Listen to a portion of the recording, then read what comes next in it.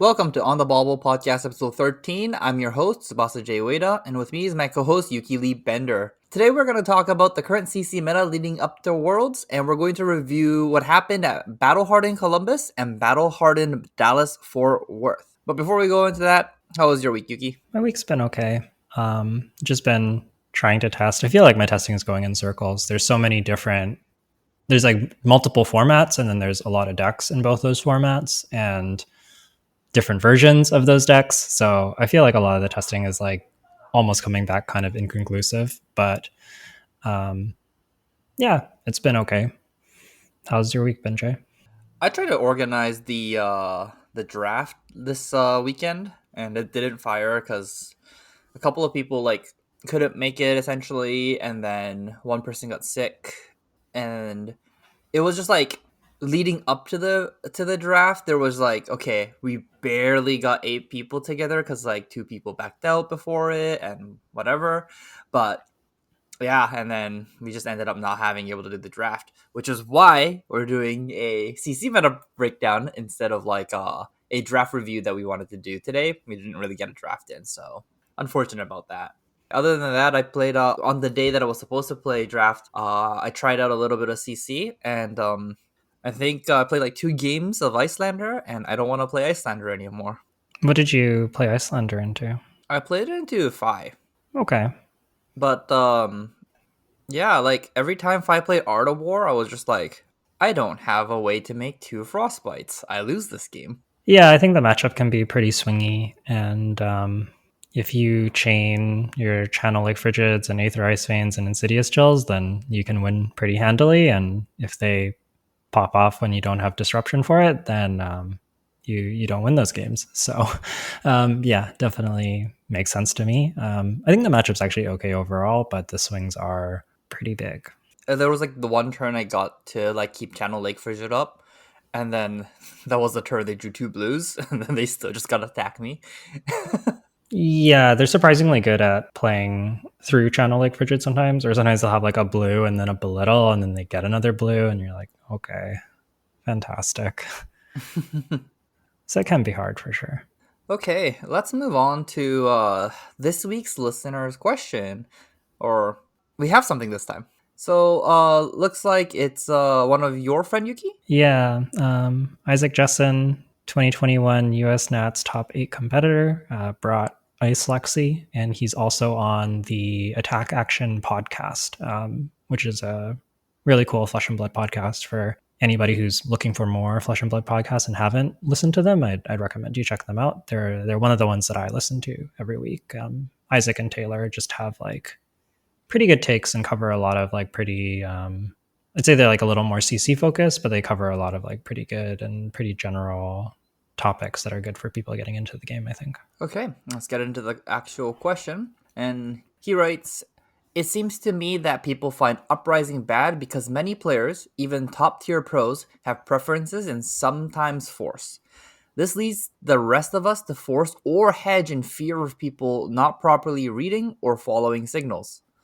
If everyone at the table played completely open, without preference or insecurity, and just drafted their seat, would it be a completely healthy draft format? Wait, would it be a completely healthy draft format? Yeah, I can start. I think that Uprising is sort of interesting. I think because of the 14 card packs, if everybody stays open too long, that can actually kind of lead to a really poor draft because nobody is sending signals. And then, or like, not that no one's sending signals, but nobody is like clearly in a deck. And so sometimes everybody's kind of pivoting and shifting. And then you get like 3 people in the same class all in a row because nobody really knows what's going on until too late. So I feel like an Uprising specifically, just because there aren't like especially strong generics or especially good ways to stay open, that you kind of need some number of people sending strong signals and forcing. But I guess you also have the flip side where if everybody forces, you also can potentially wind up with real bad decks if people are forcing the same decks and they're all sitting close to each other. So I feel like you almost kind of need like a mix of both, and that's kind of what part of what makes Uprising draft maybe like a little bit more inconsistent. Yeah, I think that makes a lot of sense. For me, I really enjoy Uprising format now. Like I was originally in the camp of like I hate this format, like it sucks. But now, like now that I've played it a bunch, like I actually enjoy it again. It's like it's this really intricate puzzle of like every pick matters in this format. Like there is no bad picks. Like sorry, that's not a good way of phrasing it. Um, like every decision you make during the draft format directly affects every game you play in the uprising, like the games itself. And I think that's why I enjoy it so much. And I feel like the better drafter typically wins a lot more in uprising than in the other formats. And I think that's why I enjoy it so much, because I think I just tend to like winning more than losing. Like that's pretty obvious, but I just like winning. So like when I get to really realize my equity on just like, oh, I won this match because I made this pick, it just feels really good to me. And I like this format a lot, but I do understand why a lot of people won't like it. It feels like they either got punished really hard during their draft process and their games become very very bland or like almost unwinnable in some matches. And like the only way you can get out of that spot is to like draft another 10 times. Like if you draft 10 more times, you won't be in that spot anymore. You'll be like, oh, for like 3 drafts ago, I had this game where I was like missing this specific card. I need to value that card more highly. Or like it's like, oh, in the near the end of the game in a Dromai mirror, I had too many blues. So I should try and prioritize the red or the yellow a little bit more. Things like that really adds up, and I think makes this draft format very interesting and very skill testing. And I'm pretty excited at Worlds because everyone's going to be good. And I want to see if I can actually beat everyone else at Worlds too. Yeah, drafting at a high level is always really exciting. And I think I agree with you about this format being quite skill testing and feeling like all of your decisions matter. And I think that it is probably the most punishing format that we have so far.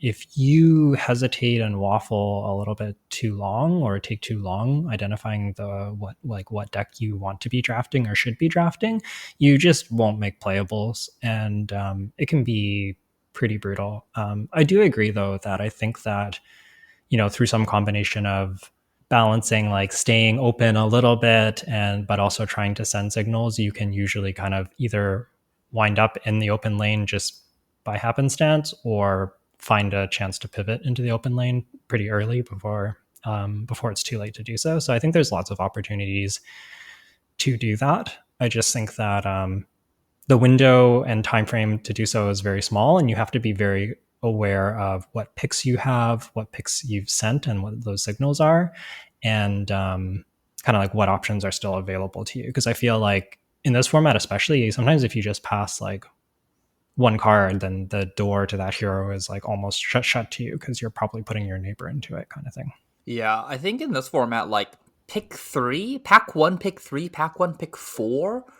And like if you're still, I think that those two picks right there, pack one, pick three, pack one, pick four is the most important picks in this format. And once you get past that point, you're going to be in a lot of trouble if you haven't really figured out your table at that point. And sometimes you can, and sometimes that might just kill you in the whole draft. Like you won't be able to go 3-0 anymore. And that could be pretty frustrating, honestly, where you just didn't really have a control over it, or like, Dromai was open for the first 4 packs, and then like because that was the case, like 3 people moved into it or something. Like that happens a bunch in this format too, where like people recognize that it's might be open, and then they all move in at the same time at pack one, pick four, and then they all cut each other. So it's a tricky format. It's interesting. Like sometimes you even really got to play the players and recognize someone really likes fire or someone really likes Icelander, and some people is not going to be willing to move out of the hero they choose no matter what, even if their deck becomes worse. Yeah, I think if you have knowledge on what people like to draft, you should definitely be trying to leverage that knowledge and think about what might be a good hero to draft given your position relative to them. Sometimes if they're on the opposite side of the table, it's a little bit harder. But if you're passing to them or receiving from them, it can be quite useful to know for sure. Even if they're like only like 2 seats away or something, pretty helpful. Okay, let's just move on to our main topic. Our main topic, we're gonna be talking about the Battle Hardened that just happened, which is Battle Hardened Columbus, right?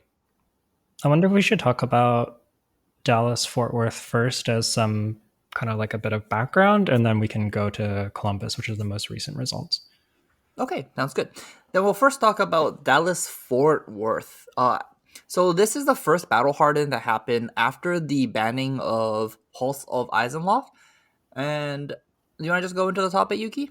Yeah, so the top eight of this Battle Hardened was two Phys, three Briars, one Oldham, one Doranthia, and one Lexi.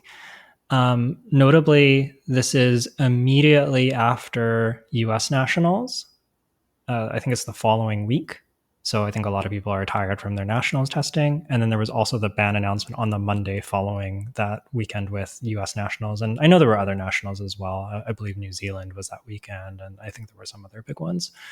But yeah, it's sort of like in a lot of ways like a little bit of a shakeup. And people are not necessarily like the decks I don't think are necessarily super refined or adapted to the new meta yet, given I think a lot of people are like kind of burnt out, but it is our first look at a new format. And ultimately, Peter ended up bringing down the event on Phi, and it was a list kind of like what we saw at US Nationals that is moving towards having a greater number of 3 blocks and running cards like Enlightened Strike rather than just all the 3 for 0 block twos. And this kind of gives it the ability to block and play 2 card hands instead of just like always trying to be foot on the gas. And the idea is to have a little bit better of an Oldham matchup. So it's kind of we see a little bit of this in US Nationals, but I feel like this event, for me at least, really kind of solidifies Phi's place in the meta as a potential major player going into Worlds. Yeah, the most represented deck also is Briar, and if we categorize these the 5 heroes that top eight at Dallas, it's gonna be 5 Briar as the aggro decks, Oldham as the control deck, and Doranthia and Lexi as more of like a mid range interactive deck. Uh, and 5 of the 8 is aggro. There's 2 Phis and 3 Briars.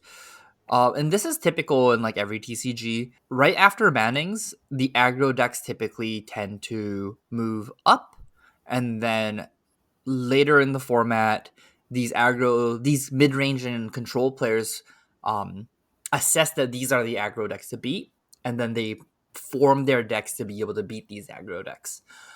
So if you were trying to win Dallas, I think the best deck to bring was one of the aggro decks, so either Fi or Briar, and it ended up winning. But it's actually pretty interesting. I want to talk about the mid range decks here. The one Doranthia deck and one Lexi deck. Let's pull up one of their deck lists here, actually. Which one do you want to talk about first, Yuki? Yeah, we can take a look at the Lexi deck first. So Matt Garner on Lexi, fairly standard equipment loadout with bullseye bracers, tunic, New Horizon, Nullrune boots, perch grappler, snaps, and Voltaire. So very, very standard.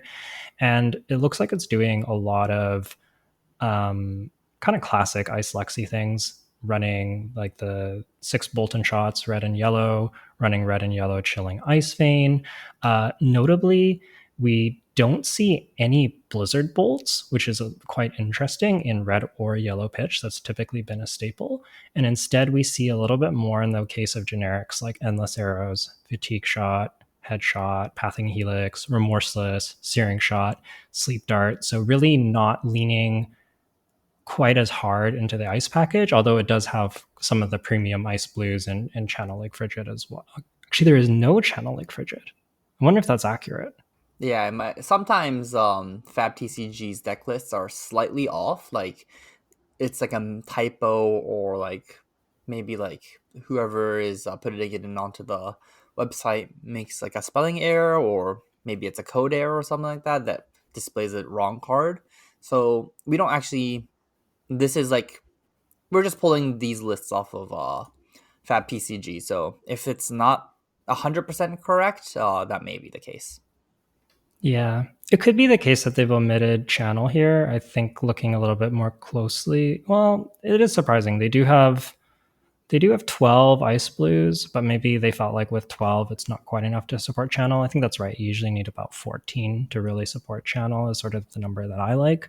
So even though it does have more ice reds, like Ice Quake and Arctic Incarceration, those don't really help. You don't want to pitch those to play channel like Frigid. So I think maybe there's a conscious choice here to move away from Blizzard Bolt and channel like Frigid and just have like some red ice cards that are disruptive on their own, and then just like a few of the ice blues because ice blues are pretty good, and then you can still run the chilling ice veins, and you won't fuse them all the time, but you don't have to fuse them all the time. There's fusing it half the time is plenty good enough. So pretty interesting list. What I've just noticed though is Arctic Incarceration is pretty sick with Lexi, isn't it? Because you arsenal this card, you flip it up, it gives them Frostbite, then you play it, so it gives them 4 Frostbites on this card? Yeah, notably the card doesn't have go again, but there are some pretty powerful play patterns with it.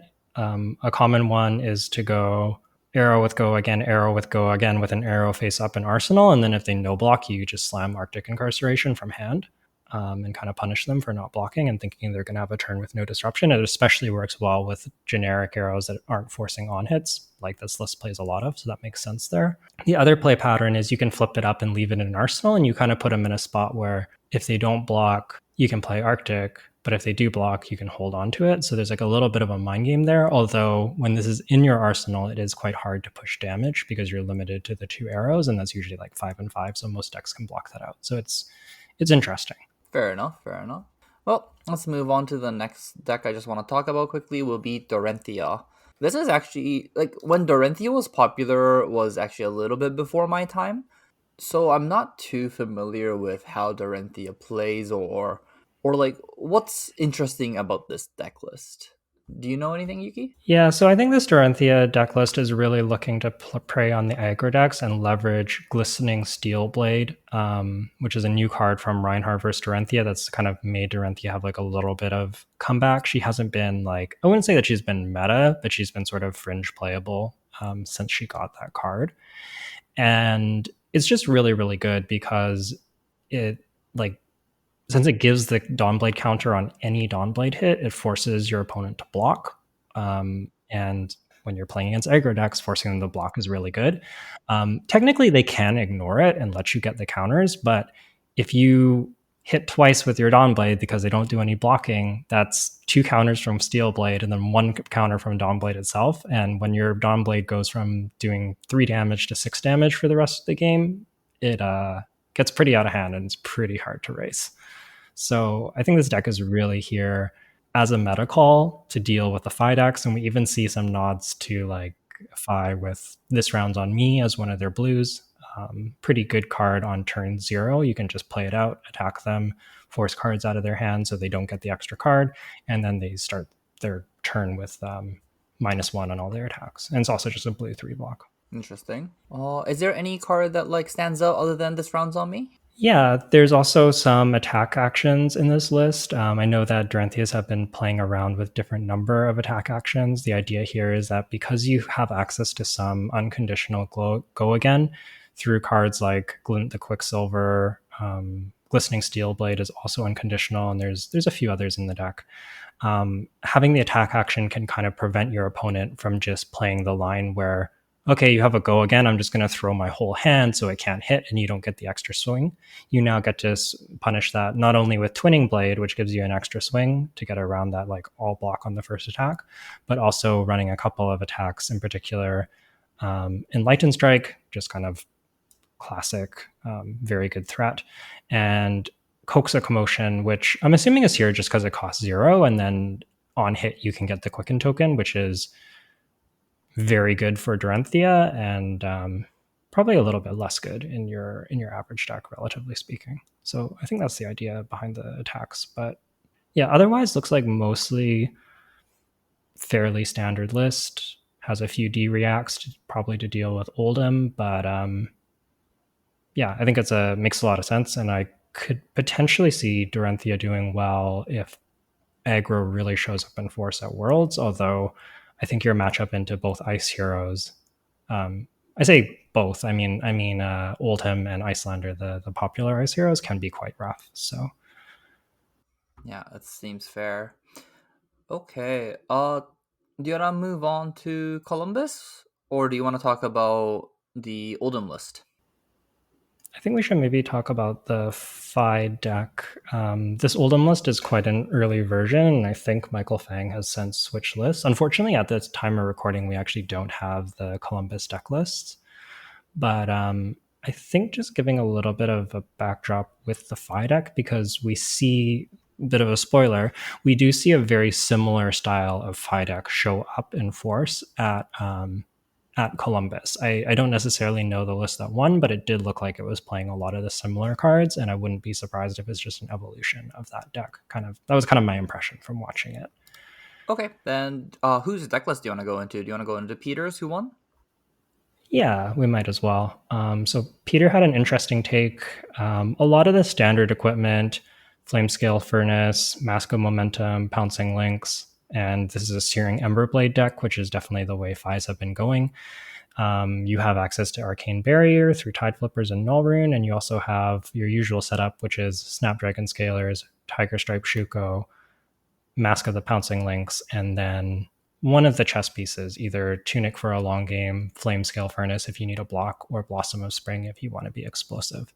Um, I believe Peter has a deck tech on this deck, so if you are interested, you can check it out. I think in the deck tech he mentioned that he felt like Mask of Momentum was primarily for Dromai, but and just like he just favored the raw damage off links instead because it's pretty easily a 6. Like you grab a lava burst, you probably played a phoenix flame, so that's probably 6 off of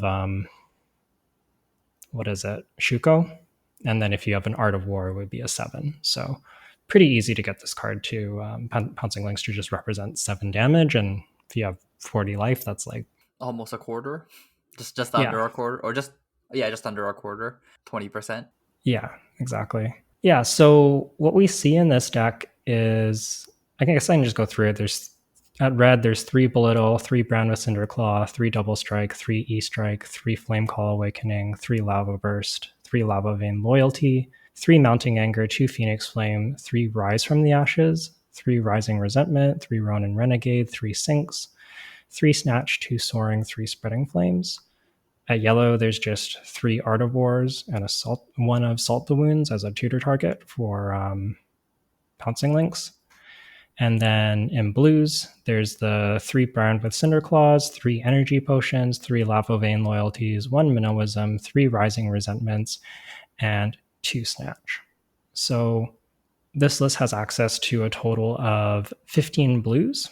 I imagine the energy potions are mostly sideboard into the ice stacks, kind of as a way to hedge around like Blizzard and things like that.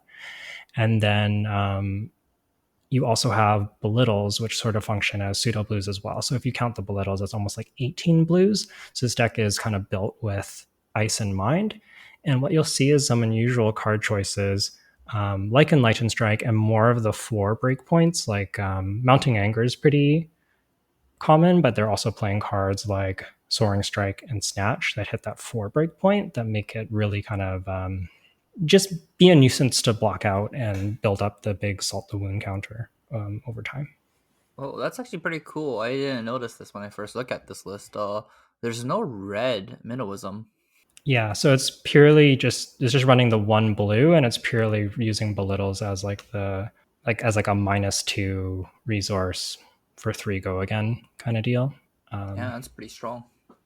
Yeah, and I think the idea behind the Blossom of Spring is that you can, whenever you're ready, whenever your hand dictates it, you can either Blossom of Spring for a belittle and then get a blue Minnowism, so you don't have to pitch a card to play the belittle, or you can Blossom for an Art of War. So those are some really strong things to do.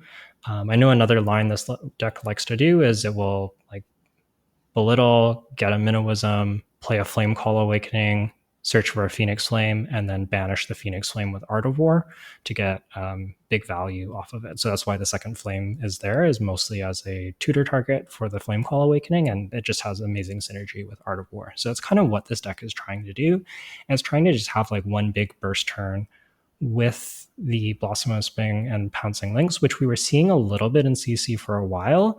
But the difference is this deck's no longer like just killing you outright or forcing you to block right away. It's just getting you kind of low and then slowly chipping you out with the 4 power attacks. Man, this deck looks good. Like, maybe I play this for Worlds. Yeah, it's definitely really solid. There's also some cute synergy, like the 2 Soaring Strikes can enable a Snatch with Go Again. If you let them hit, you can just banish the Snatch, and then the Snatch has Go Again.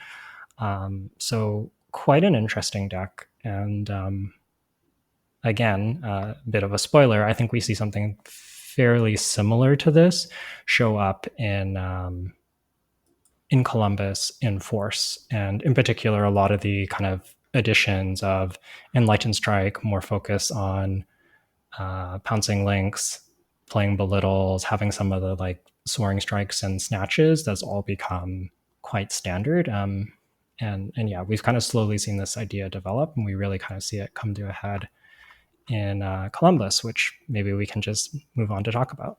Yeah, that's a good segue. So the Columbus breakdown was actually pretty interesting. Okay, so the most represented deck in Battle Hardened Columbus was Phi. Phi had 18.32% of the meta share, followed by Icelander with 21 showings at 16%, and Oldhim at 15 showings at 11%. Everyone else is actually less than 10% of the meta. Notably, Bravo, which is there was 10 at 7.63%. And then almost all the other heroes was like pretty spread out. There's like 8 Dory, 8 Dromai, 8 Lexi, 8 Viscerai. And similarly, there's 7 Briar and 7 Reinhards as well.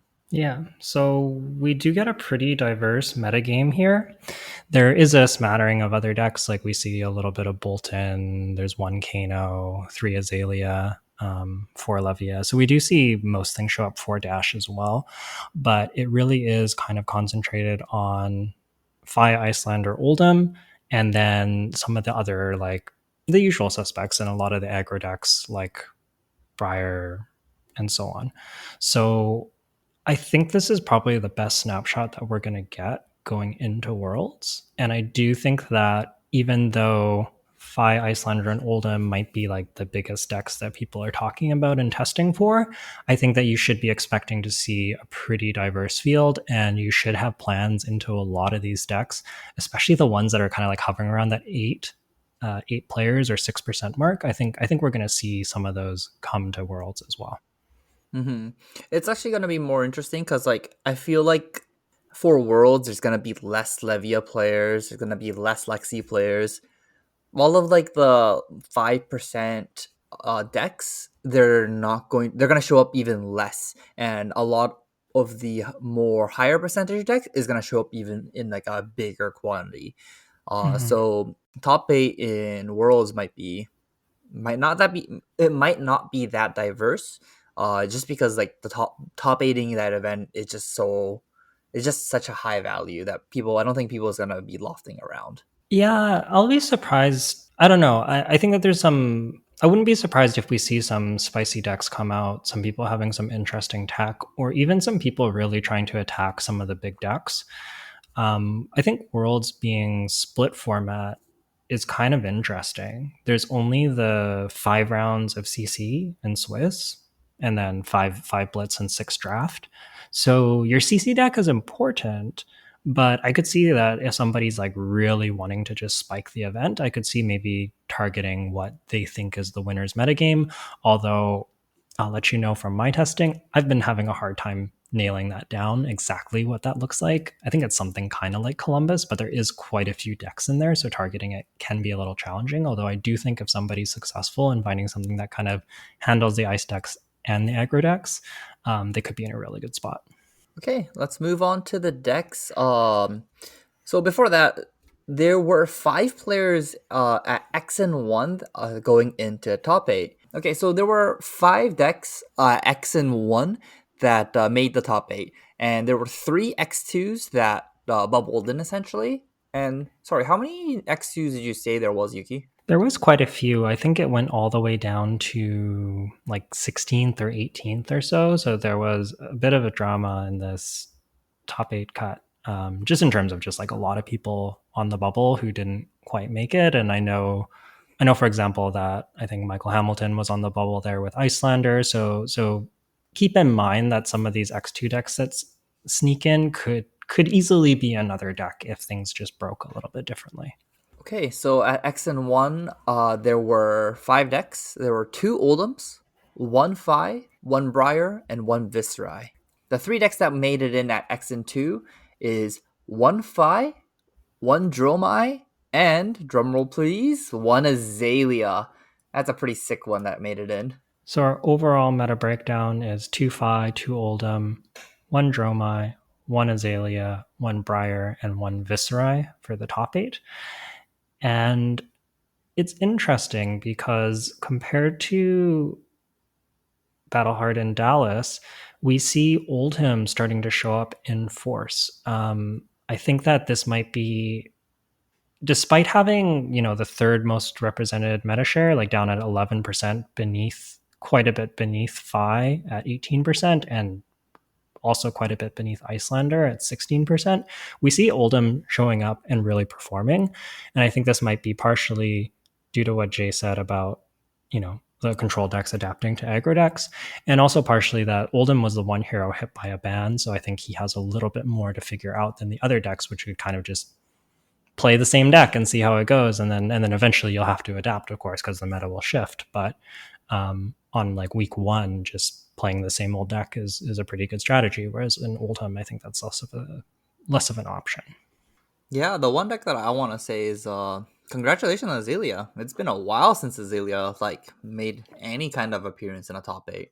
Yeah, and I believe that this was Levi on Azalea, and I know that Levi puts quite a bit of content out on YouTube, and is quite well known as an Icelander player and somebody who kind of like pioneered Icelander in the early days. I know there was a number of people working on that deck list, so it wasn't just Levi by any means, but definitely like a popular voice working on that deck. So interesting to see him move away from Icelander and choose to actually bring Azalea to this event. My best guess here is really wanting to target the aggro matchups, which did show up. There was 2 Phi, 1 Briar, 1 Viscerai in top 8. And if you look at kind of like the overall breakdown, let's see, we have 18 Phi, 5 Briar, so that's 23%. Viscerai is another 6%, so 29%. So that's almost a third of the field is these kind of like 3 aggro decks.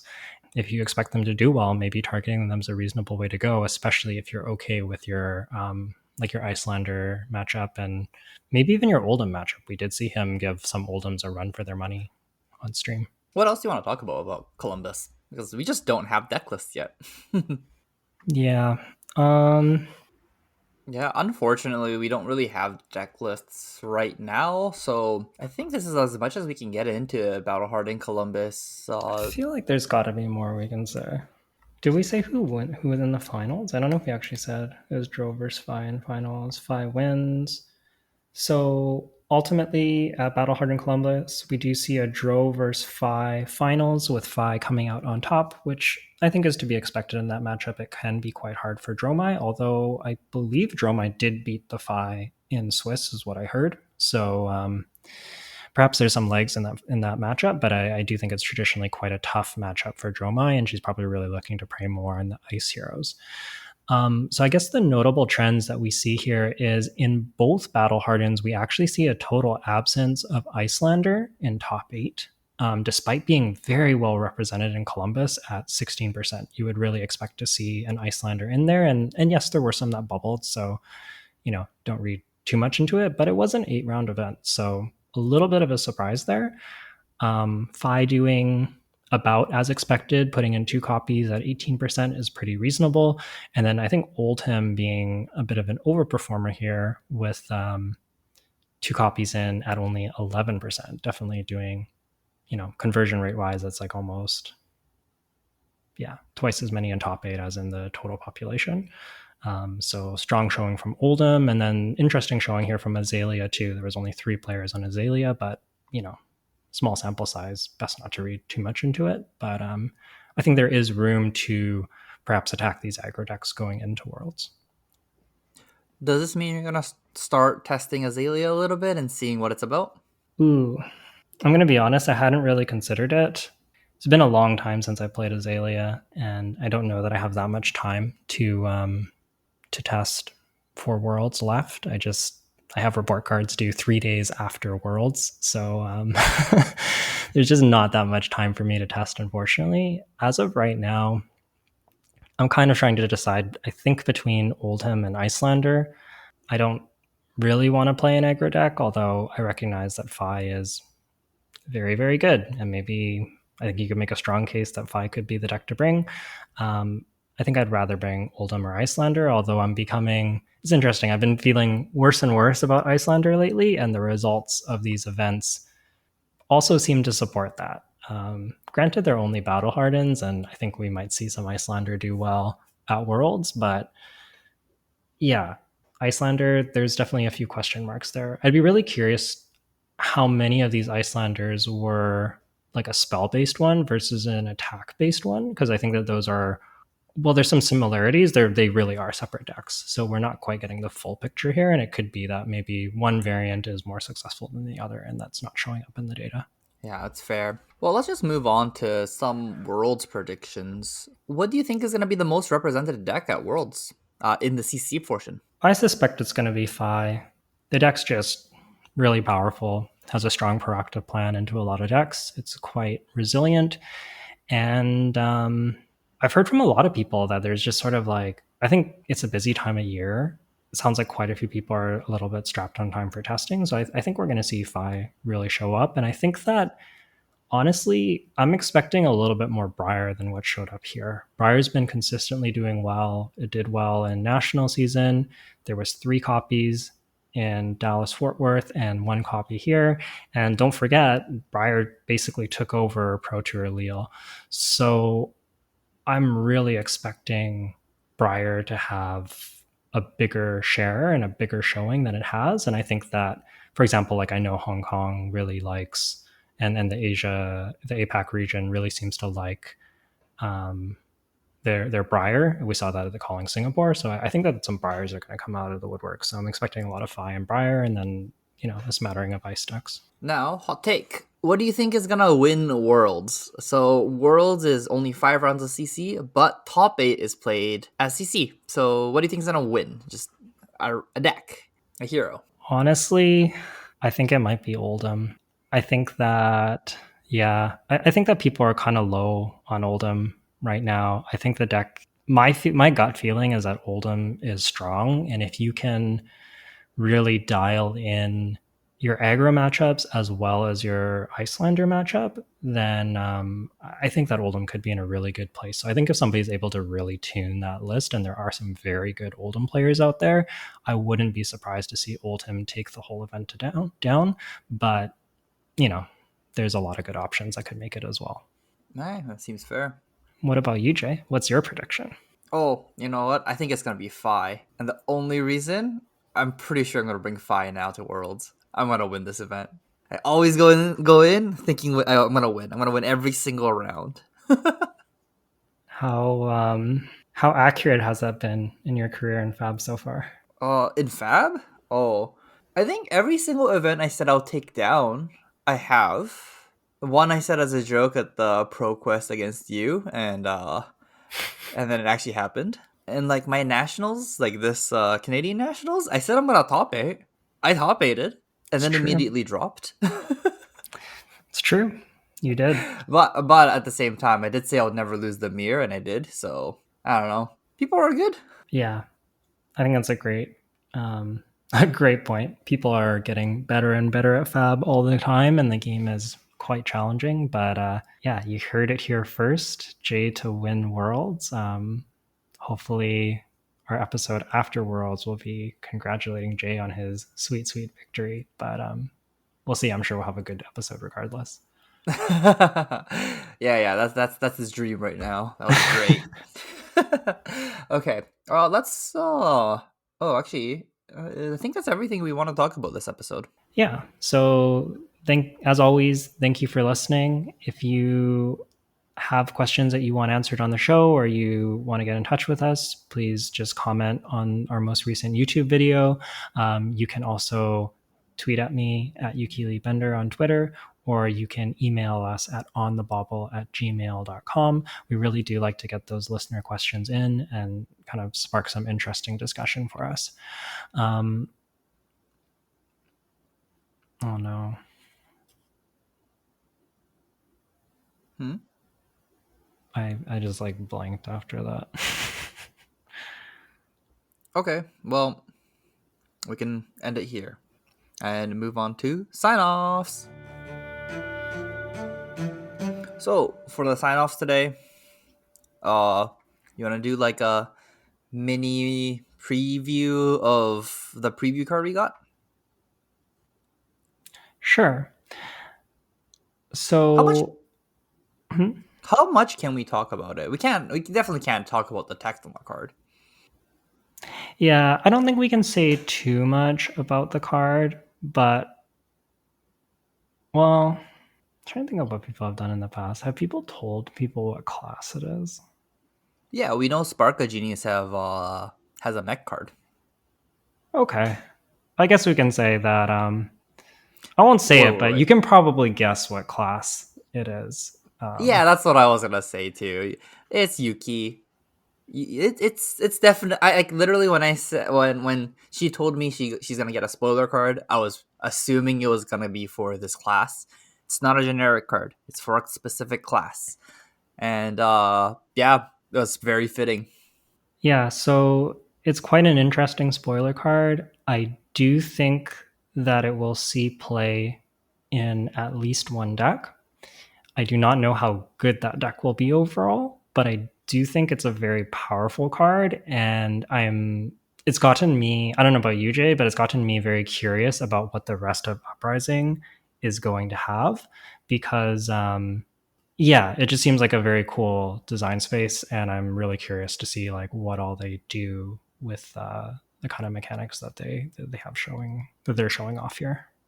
Yeah, I agree, but when Yuki messaged me first about the preview card like a day ago or something like that, because we're gonna right after this episode we're going to end up filming the video to release next week on November 1st. That's when our spoiler card goes live.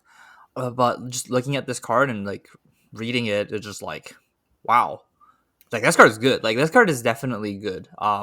What Yuki's saying is like it has a very unique mechanic on it.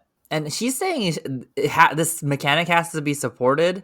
I don't think this mechanic has to be supported for this card to be good. This card on its own, I think, is great. But Yeah, we'll have to see. definitely. We'll have to see what the rest of the spoiler season brings us and what all of you think about the card when you finally get to see it. Okay, I think that's about it. Please check our spoiler video out next week. I think next week's episode we're just gonna be talking about spoilers, right? Yeah. Next week's episode, we probably won't have the complete spoiler list first. We usually record on the Monday, which should be November 1st, actually, our spoiler date.